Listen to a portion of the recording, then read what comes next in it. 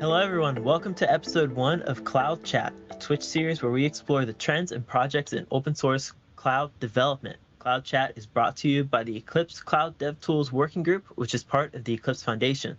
You might know the Eclipse Foundation from the popular desktop IDE, and though this project continues, the Cloud Dev Tools Working Group is focused on the next generation cloud native tools. If you're interested in learning more about the ECD, which is what we're probably going to refer to the Eclipse Cloud Development Tools Working Group in this series as, visit ecdtools.eclipse.org. My name is Jesse Williams, and I'm your host. And today, I'm joined by Mario. Mario is the project lead for Eclipse Che, which is a project in the ECD Tools Working Group, and he's a software engineer at Red Hat. He is the architect for code-ready workspaces and for Eclipse Che.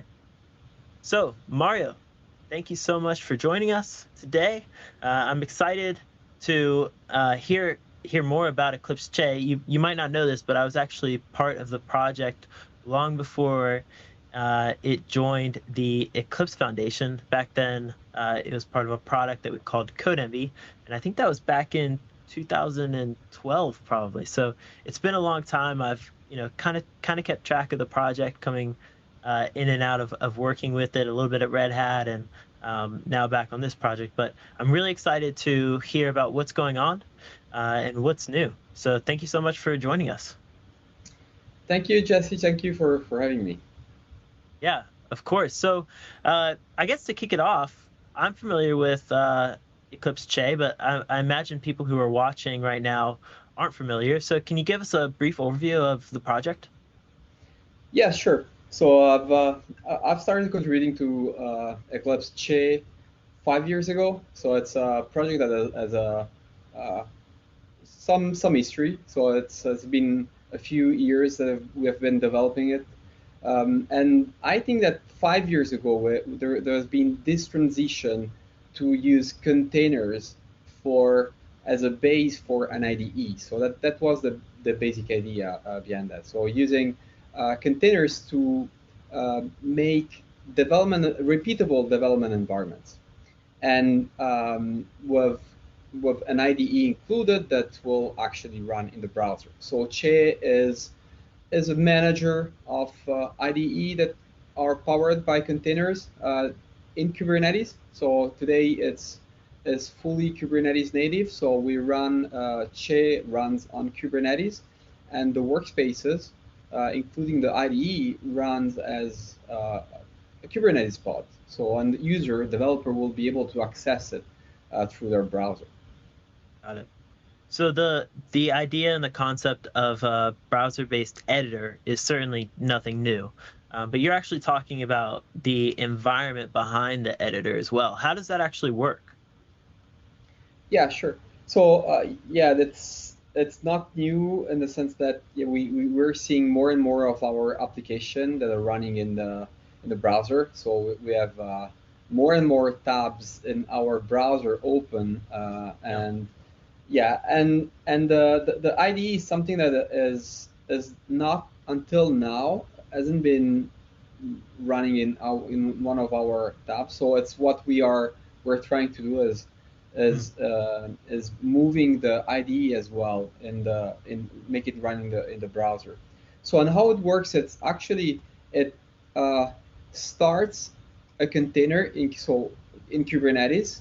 So once a user request through an HTTP request, clicking in his browser, it requests a new development environment. Che will start a Kubernetes pod that has a few containers in it. And one of those containers will run an IDE, an editor, and the default one is the default editor that we use is Eclipse TIA. And other containers will be used so that the developer via his browser will be able to access to get a shell in the other containers, so they will be able to build and run his application. Got it. Yeah, that makes sense. So can you, I guess, tell me this: what's so valuable about having the IDE in the browser? Is it like a Google Docs style um, peer programming type of a deal, or is it zero configuration? What are I guess customers, but also people who just are individual users? Why are they starting to adopt browser-based IDEs? I think, yeah, I think that the three most important feature are, first of all, it's make starting a development environment incredibly easy. So it's just you click the link and you got everything set up, and you don't have to install local dependency. You only need to have a browser.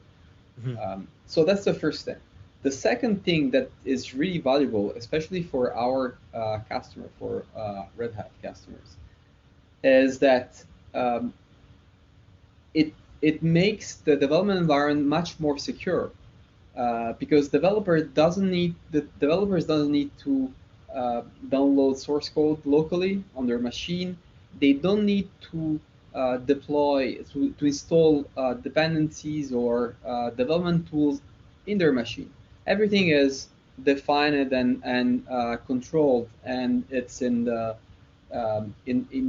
Kubernetes, will run in the Kubernetes pod. So it's what a developer is able to do is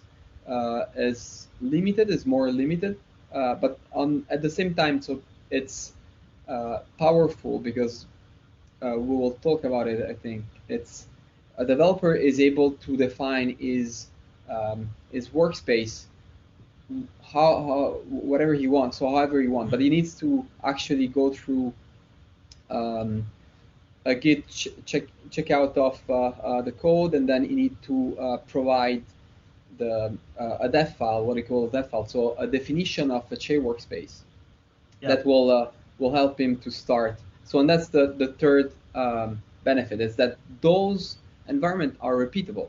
So if I define a development environment, my colleague on my team will be able to reuse the same definition um, easily. Yeah, that makes sense.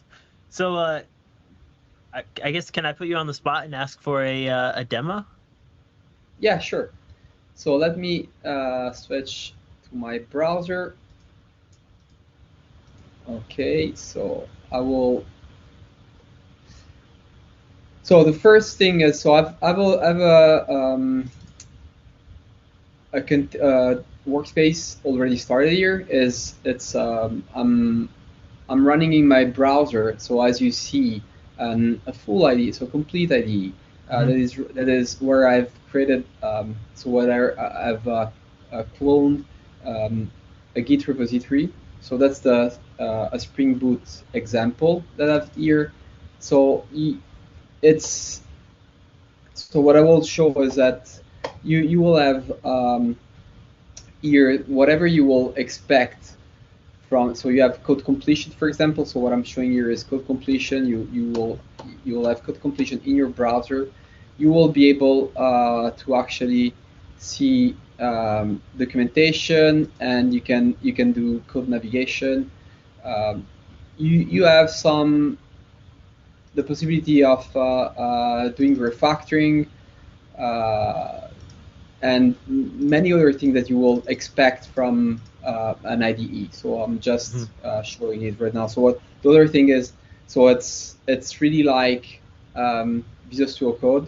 So for example, you have access to a command palette, and if I want to change the theme of my editor here, I can just select the command palette and the theme and change. So it's pretty should be pretty familiar for people that are used to Visual Studio Code. So, and the other thing is that um, the we are compatible with the API of the Visual Studio Code extensions.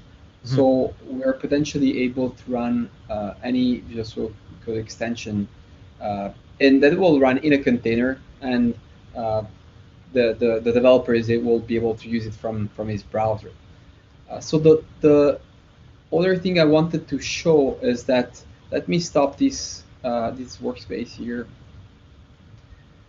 and what I will do is that I will show how easy is it to start a new workspace. So here I have a GitHub uh, repository where I Mhm. have a link that I can select. So if I click on it, I will actually create a workspace of uh, that Git repository that will run in my browser. I will be able to run the application Got it. and Yeah. edit the code. Yeah. So yeah, that's it for so I think that's it for the demo. I don't think I Mhm. will demo more than that. Yeah, that's awesome. It's, it's really everything that you would expect from a local IDE. Yeah, yeah, absolutely. Um, all right, so let me ask you this. I guess when you were showing me that, the first thing that came to mind really was, with everything that's going on with COVID globally and how many people are working remotely, have you seen a big increase in usage or activity around Che? It seems like it's the perfect product to really, solve some of those issues. Yeah, that's true. So we've seen an increasingly number of demands of customer that actually have their employees, their developers working from home, and they wanted a more efficient way to do remote development. So those customers are usually customers that are um, using VMs for their developers. So a developer needs to connect to the VPN, start a remote desktop on a VM, and start coding on the remote desktop. So that that solution, the solution to have the IDE in the browser, it's it's much better. So Mhm. it's the user experience is much better. Is really similar to um, a local IDE. So yeah, that was no surprise that we had more ask for that, Yeah. given that more and more people are working from home. Yeah, that makes sense. Um, yeah, cool. So I guess let's get back to actually talking about Che and sorry for that little bit of a rabbit trail. But with the browser-based IDEs kind of gaining in popularity, we've seen different things. You have like Gitpod, for instance. I know they're out there. You've got Microsoft now has GitHub Code Spaces, and these are starting to get some attention.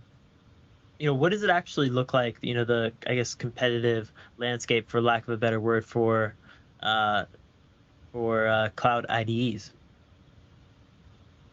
Yeah, we've been doing that for the last 4 or 5 years. Mhm. But yeah, today we're seeing that there are more and more companies that are investing in IDs, especially with GitHub and code spaces. Mhm. Um, well, with respect to code spaces, the difference is that Chase is completely open source or so, and it's something that you can install locally on your laptop, or you can install on your cloud, or in your enterprise um, cloud. So it's just requires a Kubernetes, and it can install and run on any Kubernetes. Um, so and there are other solution of services available out there, but yeah, Che is the the one that since the beginning is something that you can deploy on prem or locally. Yep. The other thing that distinguish Che is it's that everything is really based on containers, in the sense that if you use containers for running your application in production, you can actually reuse that container in your development environment to test your application from within your development environment, and that's pretty cool. So that's has been that has some things that we've been working and we're trying to improve. So in the sense that we're moving from a paradigm that initially was a development environment is like a VM. A developer can install whatever tools he wants. Hmm. To the container, the paradigm of a development environment that is based on containers. So you're not so if you want to update your development environment, you need to update the Docker file that is behind that. Yeah. So you need to rebuild the image. You're not going to just install that, and you can compose with multiple sidecars, so you can have multiple tools or multiple runtimes in your development environments using containers. Yeah. Yeah, that's so fascinating. I think um it's really cool. We have all of our infrastructure being defined as code right now, and with modern applications, and to now see dev environments essentially being defined as code, for lack of a better word. Um, yeah, it seems like it's just one more way to make developers incredibly agile. You mentioned a little bit, uh, using Thea as the editor for Che. Can you talk to me a little bit about that? Because Thea, how do people actually use that? Is it a complementary project, as far as project relationships go? Um, what does that actually look like? Yeah, that's something that we have decided a couple of years ago to change our default editors that was based on Eclipse Orion before and on Grid, on a Grid IDE. We decided to actually contribute and to TIA, to start contribute to TIA, to make it possible to use it as an editor for Che. Mhm.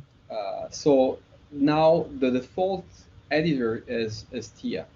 That means that it's not the only one. You can select another editor if you want. So we're currently supporting IntelliJ. So there have been some requests to support IntelliJ. We've been also there is a POC of running the desktop Eclipse IDE in Che. That means that the IDE will, so those desktop IDEs will run in a container, and will be their UI will be exposed on the browser, and the developer will be able to interact with it from the browser, and the source code will be mounted in a persistent volume in the Kubernetes pod, so and will be available from those IDs. Okay. But so for now, Tia is the one that has been is more so as it has been built to run in the browser, so it's the ideal editor for Che. Mhm. Now, you don't have to use Thea, right? So that's what I'm gathering from that. Um, Yeah.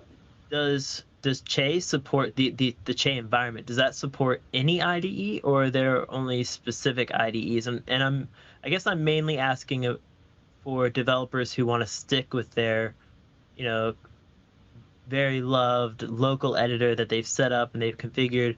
Can they still use the environment, or do they have to move to a browser-based IDE? Well, the yeah, that's a good question.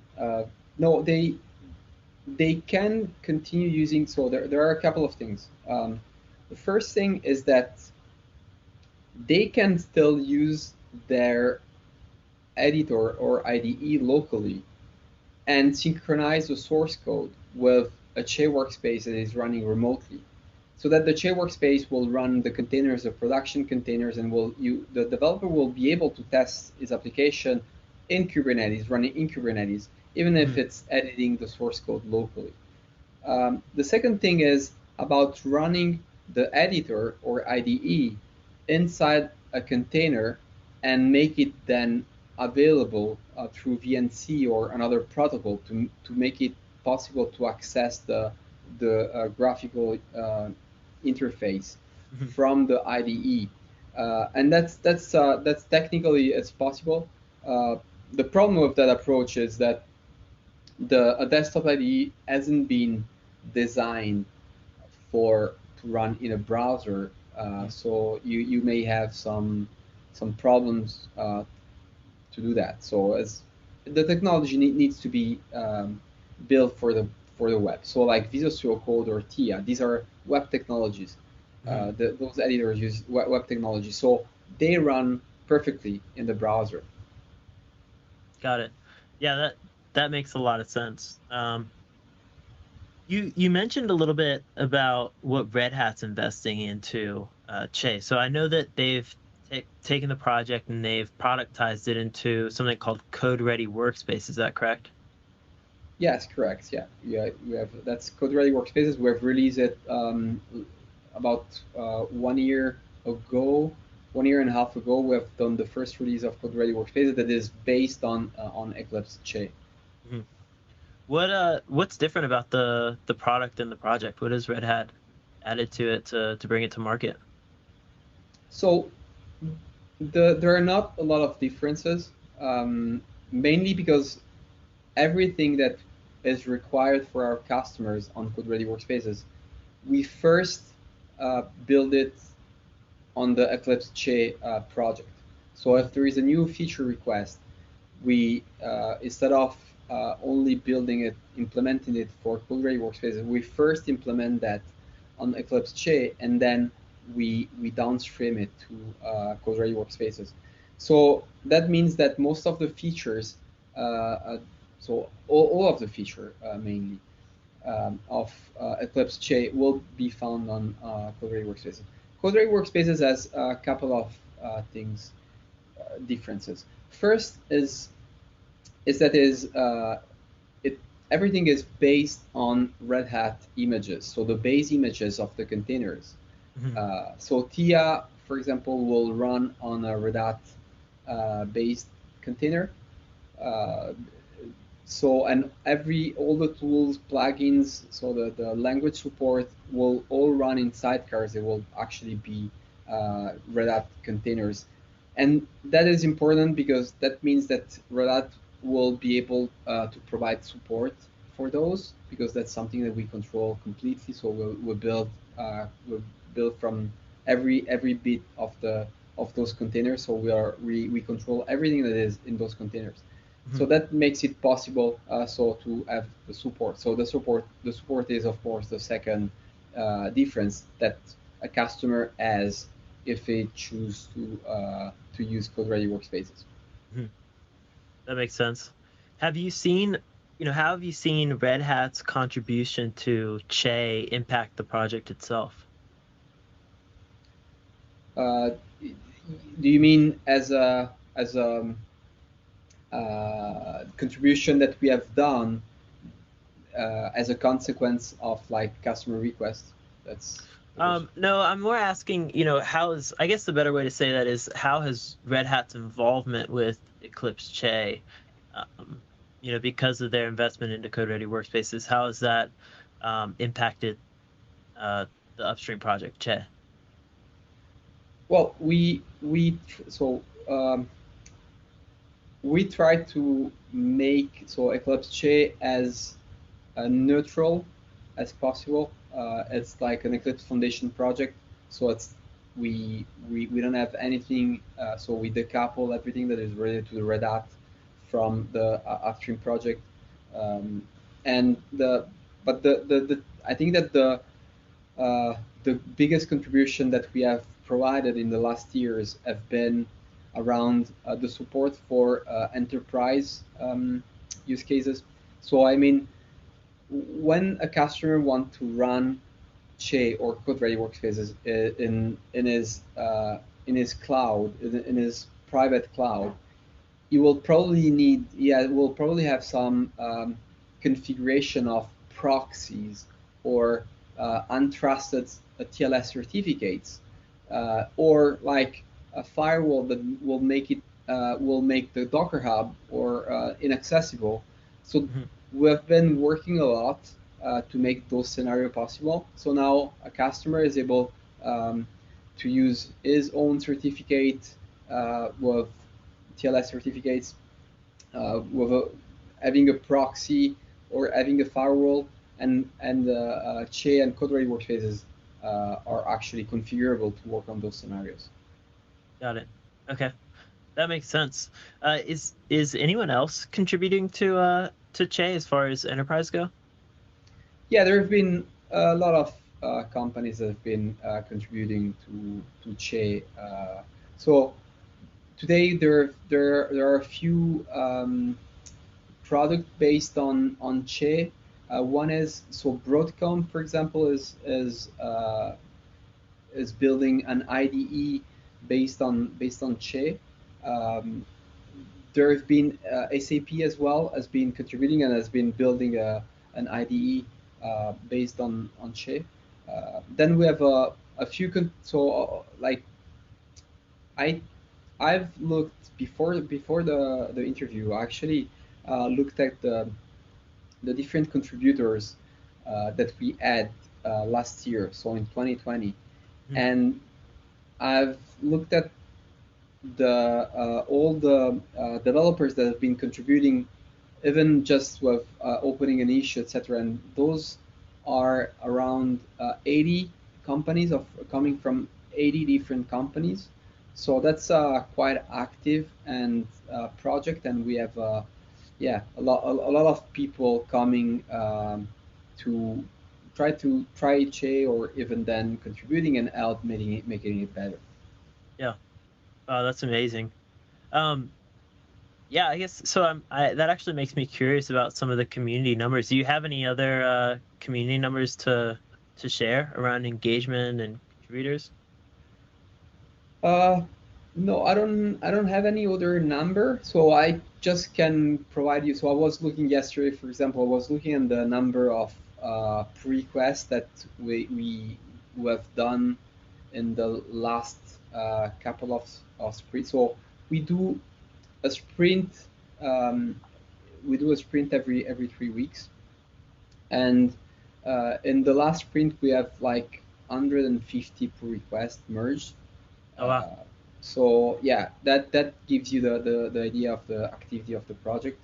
Mhm. So we've yeah, whether if you want to follow the activity, it's hard for one person to follow all the activities. I mean, the issues and the pull requests created on GitHub, that's pretty challenging currently.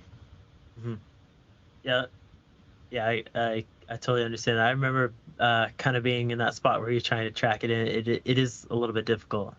Yeah. Um, for so maybe I guess here's a question that I've heard a lot of other project leads ask, and it's really around how to grow a project. So Che, for the most part, we could say that it's a fairly successful project. You know, the community's thriving. You've got enterprise contributions happening, and then you also just have individual contributions happening. But you know, what are you guys doing to actually grow awareness of the project and to keep the community healthy and thriving?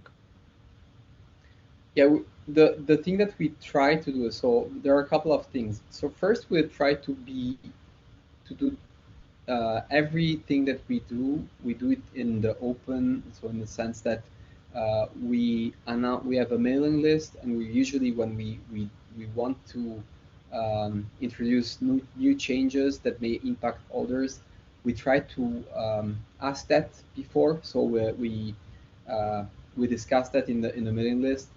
Um, or yeah, and we usually make sure that um, the different teams that contribute to Che, we want to make their roadmap, their backlog available for everyone. The second thing is that we're trying to welcome external contribution. For example, if somebody create an issue, we usually don't assign that to a Red Hat team, the issue. We assign that to an area so that if somebody wants to pick it, it doesn't feel like it's already been assigned to a team, but it's belong to something that we call an area, and so that make it easy for teams to track their areas, but that makes it also more welcoming for external contributors Mhm. to take an issue and work on it. Yeah. That makes sense. So let me ask you this. So two questions actually. One, how can someone get involved with Che? So that's the first question. And then two, if I was someone who's completely new to open source and I'm watching this right now and I want to make a pull request against one of the issues for Che, are there issues that I could contribute to that aren't way over my head, or I need a lot of background to actually work on? Are there I guess maybe um, issues that are friendly for newer developers or junior developers?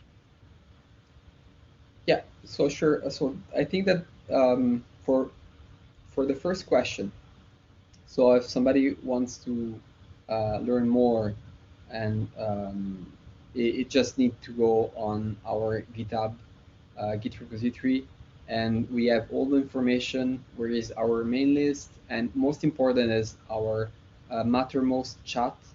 So our Mattermost channel on the Eclipse Mattermost. And that says probably the answer for the second question is, if somebody wants to contribute, the easiest way probably is, one, look at the issues that are open.